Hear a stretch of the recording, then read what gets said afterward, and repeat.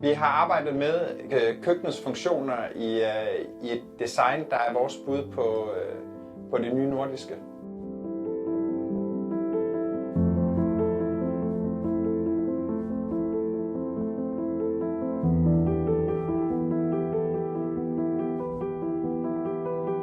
Det håndværksmæssige i det her, derfor var det også meget naturligt valg for os, at det var et trækøkken. Runding, bue, der ligger omkring grebet, der ligger omkring den måde, man tager fat i grebet, det bløde man, når man tager fat i grebet. Og så er det her køkken jo også lavet til JKE, og det håndværksmæssige, det er rapporteret det snedkeragtige. Jamen, vi har hentet vores inspiration i danske designklassikere og møbeltradition. Det er jo meget et møbel set med vores øjne, noget vi har skabt, noget vi ligesom har drømt om, vi skulle lave til os. Og være en del af dit møbel og en del af din hverdag, at det skal kunne patinere, arbejde, være en del af dit liv, jamen så er det jo helt naturligt at vælge noget, der er lavet i træ og noget, der er blevet snekkereret.